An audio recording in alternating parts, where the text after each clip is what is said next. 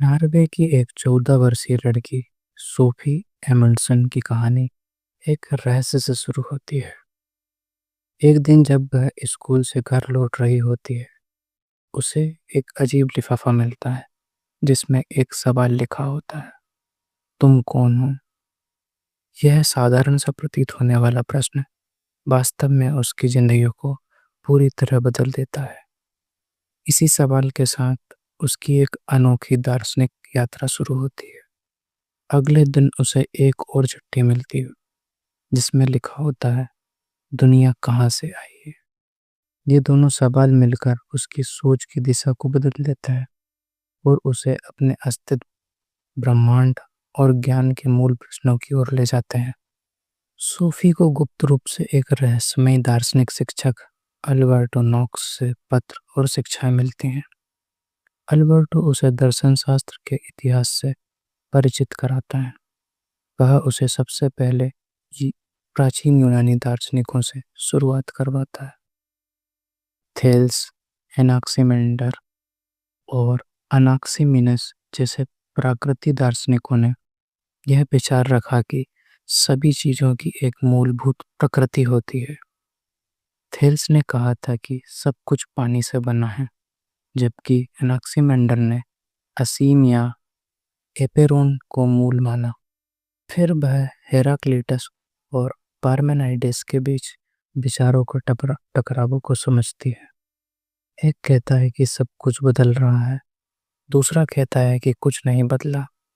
यह विरोधाभास दर्शन में पहली बार सोचने की गहराई का प्रतीक बनता है।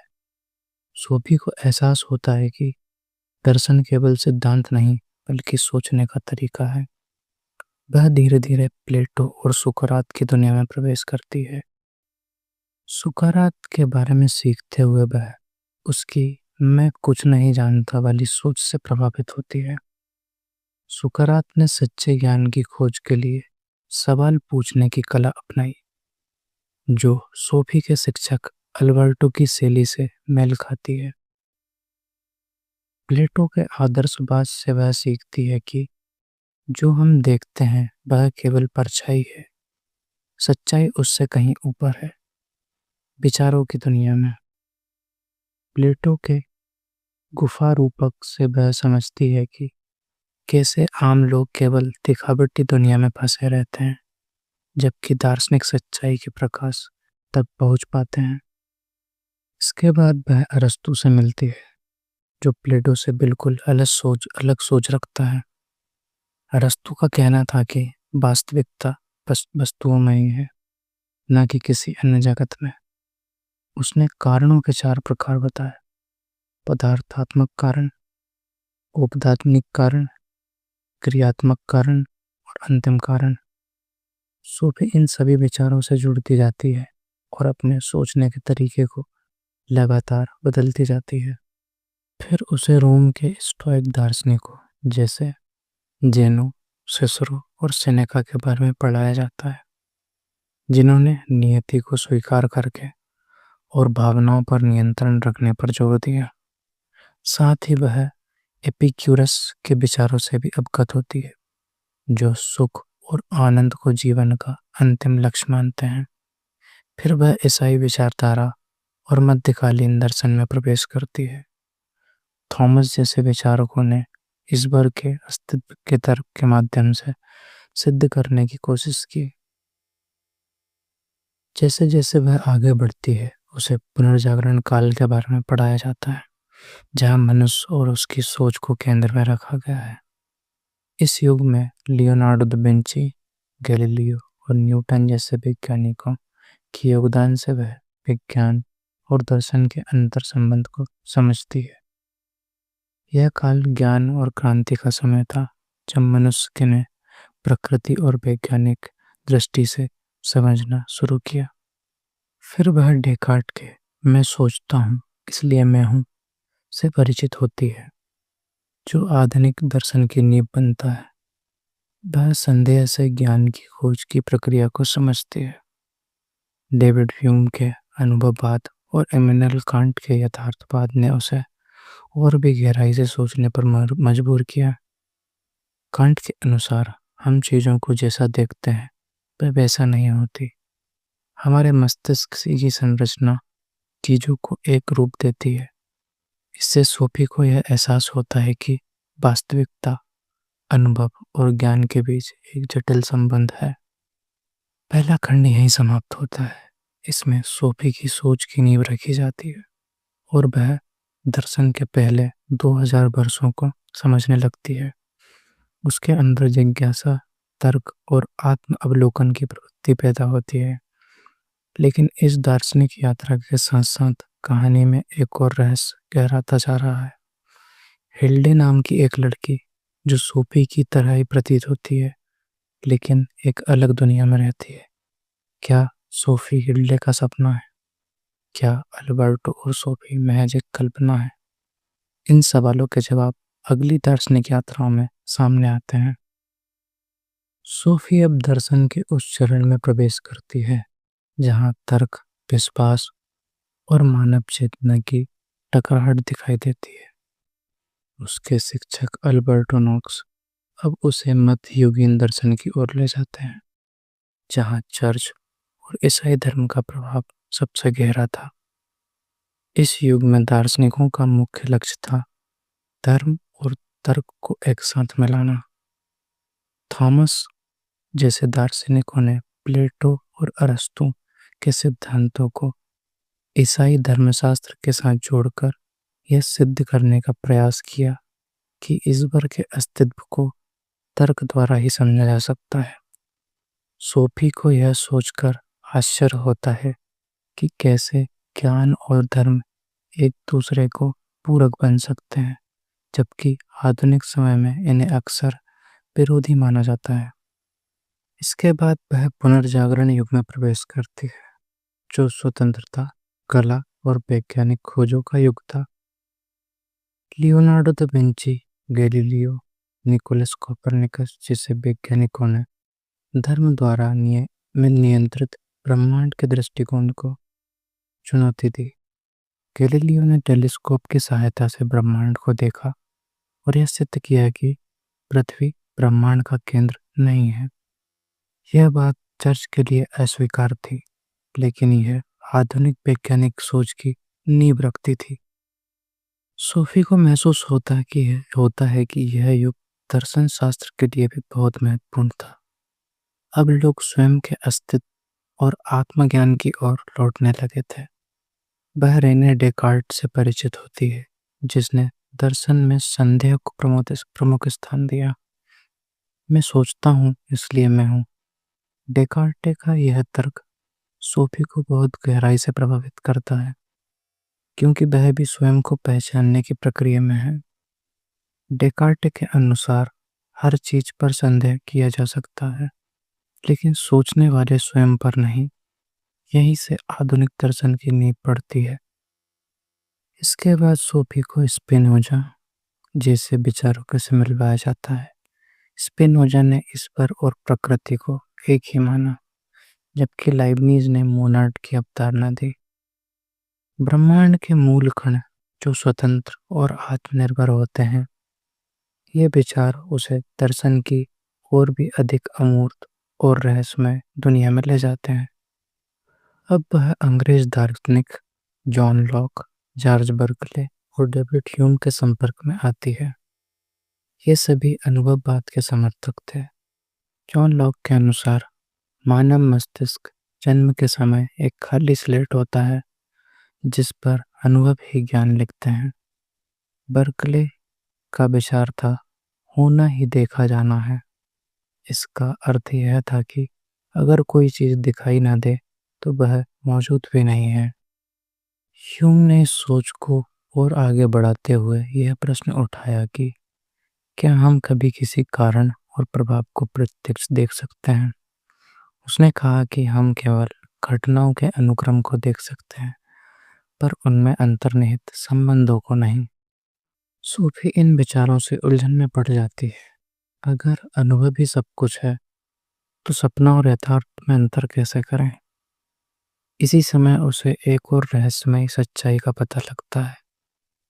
वह और अल्बर्टो दोनों एक ऐसे व्यक्ति के विचारों का हिस्सा हो सकते हैं जो एक कहानी लिख रहा है। उसका नाम है अल्बर्ट कनाक, जो कि एक यूएन मेजर है और अपनी बेटी हिल्डे के लिए एक कहानी लिख रहा है। अब सोफी की दुनिया और हिल्डे की दुनिया में गहरा संबंध सामने आने लगता है। सोफी को यह एहसास होता है कि वह खुद किसी और की कल्पना में जी रही है। क्या वह वाकई अस्तित्व में है या केवल किसी की कहानी की किरदार? इसके साथ ही दर्शन की यात्रा भी जारी रहती है। अब कहा इमैनुअल कांट तक पहुंचती है, जिसने अनुभववाद और तर्कवाद को मिलाने की कोशिश की। कांट ने कहा था कि हम चीज़ों को जैसा वे हैं नहीं जान सकते, हम उन्हें केवल जैसा हम उन्हें अनुभव करते हैं वैसा ही समझते हैं। उसने कार्य के प्रति कर्तव्य की नैतिक अवधारणा दी और प्रायोगिक तर्क की बात की। कांट के अनुसार नैतिकता किसी बाहरी इनाम या डर से नहीं बल्कि आंतरिक नियम से संचालित होनी चाहिए। अब दर्शन रोमांटिक युग की ओर बढ़ता है। जर्मन आदर्शवाद के दार्शनिक हेगेल, फिस्टे और सेलिंग यह कहते हैं कि सच्चाई निरंतर बदलती रहती है और प्रत्येक विरोध एक नए समन्वय की ओर ले जाता है। हेगेल का द्वंद्वात्मक सिद्धांत थीसिस, एंटीथीसिस और सिंथेसिस सोफी को इस विचार की ओर ले जाता है कि जीवन स्थिर नहीं है बल्कि निरंतर विकासशील है। यही विचार कार्ल मार्क्स ने अपनाया, लेकिन समाज की संरचना पर लागू करके। कार्ल मार्क्स ने कहा था कि इतिहास की सभी घटनाएं आर्थिक संघर्ष का परिणाम है। एक वर्ग जो शोषण करता है और दूसरा वर्ग जो शोषित होता है, उन्हें एक वर्ग विहीन समाज की कल्पना की। सूफी अब दर्शन के सामाजिक और राजनीतिक आयामों को भी समझने लगती है। वहीं दूसरी ओर अल्बर्टो और वह हिल्डे के पिता अल्बर्ट कनाक के बनाए फिक्शनल संसार से बाहर निकलने का रास्ता ढूंढने लगती है। वे कल्पना को तोड़ना चाहते हैं, कहानी के भीतर की कहानी से बाहर आकर वास्तविकता की तलाश में है। अब दर्शन अस्तित्ववाद की ओर बढ़ता है, जहाँ सोच का केंद्र बिंदु होता है व्यक्ति और उसका स्वतंत्र निर्णय। Soren Kierkegaard, Friedrich Nietzsche, Martin Heidegger और पॉल जैसे दार्शनिक बताते हैं कि जीवन का कोई पहले से निर्धारित अर्थ नहीं होता। अर्थ हम खुद बनाते हैं अपने निर्णयों और कार्यों के माध्यम से। नीत्शे ने ईश्वर मर चुका है कहकर पारंपरिक नैतिकता को चुनौती दी। उसने अधिमानव की कल्पना की जो स्वयं के नियम बनाता है। सार्थ के अनुसार मनुष्य स्वतंत्र होने के लिए अभिशप्त है। यह कथन सोफी को गहराई से प्रभावित करता है, क्योंकि वह भी अब अपनी स्वतंत्रता की तलाश में है। उस कहानी से बाहर निकलने के लिए जो उसने उसके जीवन को नियंत्रित कर रही है। यहीं पर दर्शन भाषा और चेतना की ओर मुड़ जाता है। लुड्विक और नोम जैसे आधुनिक विचारकों के माध्यम से वह समझती है कि भाषा न केवल विचार व्यक्त करती है बल्कि उसे आकार भी देती है।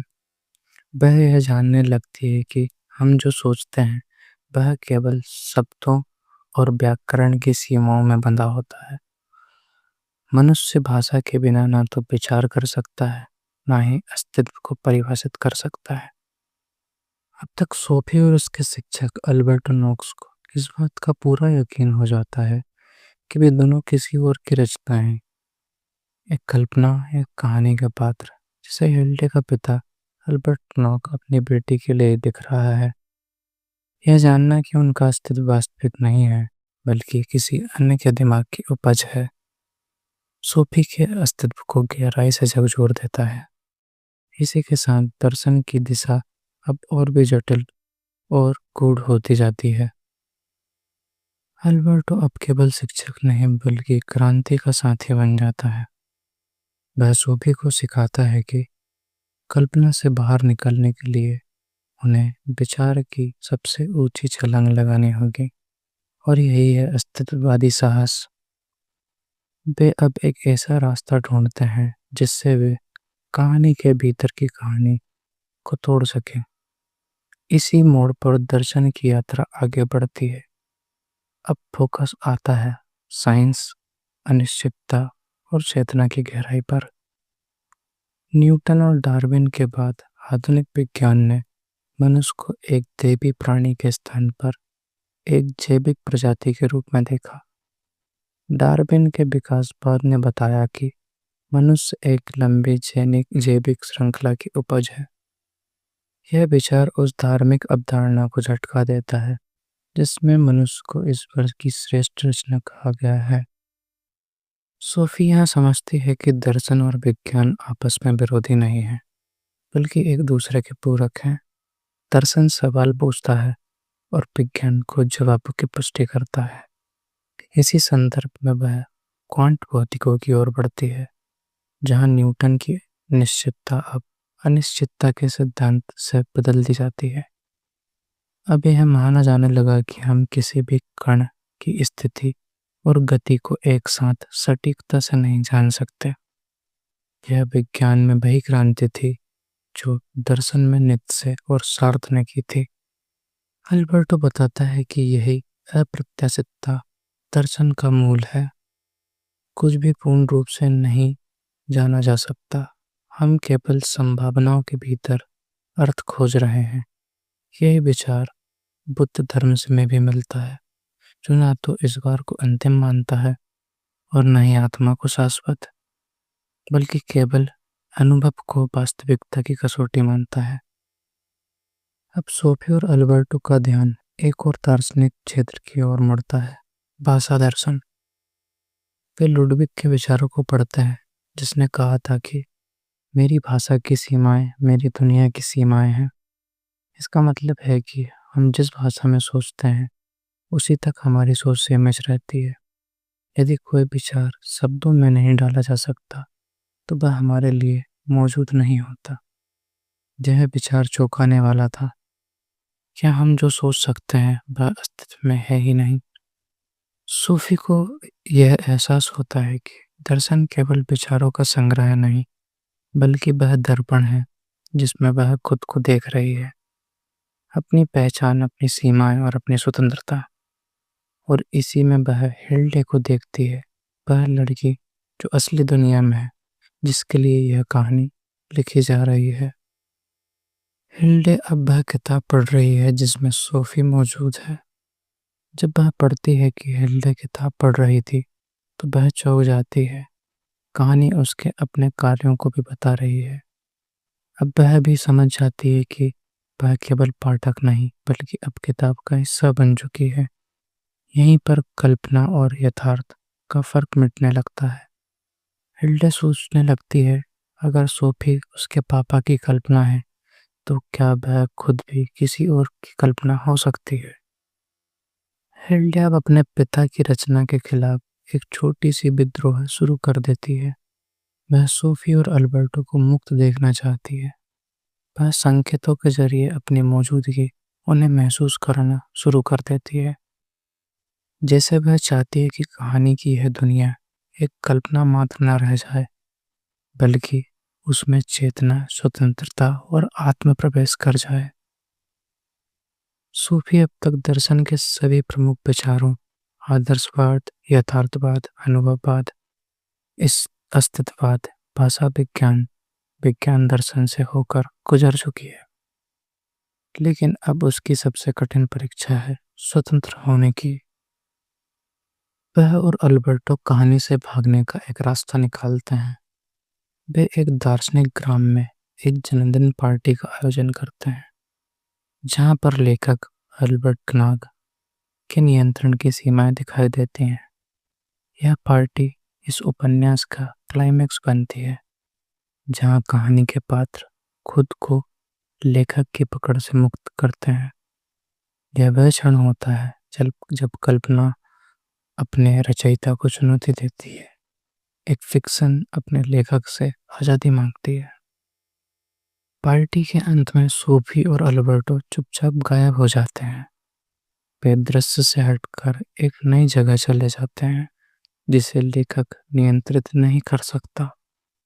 वे अब लेखक की रचना नहीं, अपने स्वतंत्र विचार की संतान है। यह एक प्रतीकात्मक मोड़ होता है, जैसे आत्मा में शरीर से मुक्ति पाई हो, जैसे सोच, भाषा और अस्तित्व ने एक साथ मिलकर स्वतंत्रता को जन्म दिया हो। उधर हिल्डे अपने पिता की कहानी को पूरी तरह पढ़ चुकी होती है। वह अब अपने पापा से कहती है, आपने सोफी को बना दिया, लेकिन अब वह खुद की है। यह कथन दर्शाता है कि किसी भी विचार, चरित्र या कल्पना को जब चेतना मिलती है, तो वह अपने रचयिता से भी स्वतंत्र हो सकता है। यहाँ पर कहानी हमें दर्शन का सबसे गहरा संदेश देती है। वास्तविकता वह नहीं जो हम देखते हैं, बल्कि वह है जो हम सोचते हैं। और सोच जब स्वतंत्र होती है, तब वह किसी की भी सृजनात्मक सीमा से मुक्त हो सकती है। अब तक सोफी और अल्बर्टो लेखक की कल्पना से बाहर निकलने की तैयारी कर चुके थे। उन्होंने दार्शनिक काम में पार्टी की योजना बनाकर लेखक मेजर अल्बर्ट कनाव की पकड़ को तोड़ने की योजना बनाई थी। अब पार्टी किसी सामान्य उत्सव की तरह नहीं थी, वह एक क्रांति थी। यह कल्पना के बंद दरवाजों को तोड़ने की कोशिश थी, जहां एक काल्पनिक पात्र अपने रचयिता के खिलाफ खड़ा होता है। इस पार्टी में कई और काल्पनिक पात्र आते हैं, कुछ ऐसे जो अब तक कहानी में नहीं थे, कुछ वे जो दर्शन के इतिहास से प्रसिद्ध हैं। सभी मिलकर इस आभासी वास्तविकता को वास्तविकता की सीमा के परे ले जाते हैं। जैसे ही यह सब चल रहा होता है, लेखक जो अपनी बेटी हिल्डे के लिए कहानी लिख रहा है, खुद भी चौंक जाता है कि उसके पात्र उसकी योजना से बाहर निकलते जा रहे हैं। उसी समय हिल्डे भी किताब पढ़ रही होती है और कहानी के हर मोड़ पर अपने पिता के फैसलों से असहज होती है। वह सवाल करती है, क्या लेखक को अपने पात्रों को इतनी कठोर नियति तय करने का अधिकार है? वह अपने पिता से आग्रह करती है कि सोफी और अल्बर्टो को मुक्त कर दिया जाए। अब पाठक और लेखक के बीच संवाद शुरू होता है, जो दर्शाता है कि कथा के भीतर एक और कथा और उसके भीतर चेतना भी विकसित हो सकती है। सोफी और अल्बर्टो अब कहानी के प्रकाश क्षेत्र से बाहर निकलकर अंधकार क्षेत्र में प्रवेश करते हैं। एक ऐसा क्षेत्र जिसे लेखक नहीं देख सकता, नियंत्रित नहीं कर सकता। यह प्रतीकात्मक रूप से उस चेतना का प्रतिनिधित्व करता है जो अब किसी सृजनात्मकता की सीमाओं से परे जा चुकी है। वे अब कहानी से ना तो नहीं हटे हैं, लेकिन अब कहानी उन्हें नियंत्रित नहीं करती। इसी मोड़ पर सोफिस्ट वर्ल्ड का सबसे बड़ा दार्शनिक प्रश्न उभर कर सामने आता है। क्या चेतना इतनी शक्तिशाली हो सकती है कि वह अपने रचयिता से स्वतंत्र हो जाए? यही वह प्रश्न है जो पश्चिमी दर्शन, पूर्व अध्यात्म और आधुनिक विज्ञान तीनों को केंद्र में है। यहाँ से उपन्यास पाठक को दर्शन का सार समर्पित करता है, एक ऐसा सार जो न केवल नामों, विचारों और सिद्धांतों तक सीमित नहीं, बल्कि जीवन और अस्तित्व को सीधे छूता है। सूफी अब तक जितने भी दर्शन पढ़ चुकी होती है, सुकरात की आत्म पहचान, प्लेटो की आदर्श दुनिया, अरस्तु की यथार्थ दृष्टि, कांट की चेतनाबद्ध अनुभव की दुनिया, नीत्शे का अधिमानव, सार्त्र की स्वतंत्रता की पीड़ा और विटगेत्सन की भाषा की सीमाएं, सब उसके अंदर समाहित हो चुकी हैं। अब वह केवल एक छात्रा नहीं, एक जीवित दर्शन बन जाती है। अंत में हिल्डे अपने पापा एक पत्र देती है, जिसमें वह सोफी और अल्बर्टो की स्वतंत्रता का समर्थन करती है। वह यह भी मानने लगती है कि हो सकता है कि वह खुद भी किसी और की कल्पना हो। क्या हम सब किसी के दिमाग की उपज हैं? यह सवाल उसकी सोच को विस्तार कर देता है और वह अब केवल पाठक नहीं रहती बल्कि सोचने वाली, निर्णय लेने वाली और स्वतंत्र चेतना बन जाती है। उधर सोफी और अल्बर्टो अदृश्य दुनिया में प्रवेश कर चुके होते हैं। वे अब चुपचाप मौजूद हैं, कभी फूलों की खुशबू में, कभी बारिश की बूंदों में, कभी किसी किताब के कोनों में, कभी किसी बच्चे के सवाल में। वे अब विचार बन गए हैं और विचार कभी मरते नहीं। यह उपन्यास यही बताने आया था कि दर्शन केवल किताबों में नहीं होता, बल्कि हर जगह होता है। तुम्हारे सवालों में, तुम्हारी आंखों में, तुम्हारे मौन में, तुम्हारे साहस में। हम कौन हैं? सोफी का पहला सवाल यही था। यह सवाल हर विचार की जड़ है। यह सवाल कोई निश्चित उत्तर नहीं चाहता, बल्कि खोज की शुरुआत करता है। क्या दुनिया असली है? यह सवाल उपन्यास में बार बार आता है। जब हम सपनों में जीते हैं तो क्या वे वास्तविक नहीं होते? जब हम कल्पना करते हैं तो क्या वह भी चेतना नहीं है? क्या हम स्वतंत्र हैं? सोफी और अल्बर्टो ने यही सिद्ध किया कि स्वतंत्रता तब शुरू होती है जब आप अपने सवाल खुद पूछने लगते हैं और जब आप किसी कहानी को तोड़कर खुद की कहानी बनाना शुरू करते हैं। क्या विचार मरते हैं? नहीं, विचार अमर होते हैं। जिसे सुकरात आज भी जिंदा है, हमारे सवालों में, हमारे साहस में, हमारे मौन में।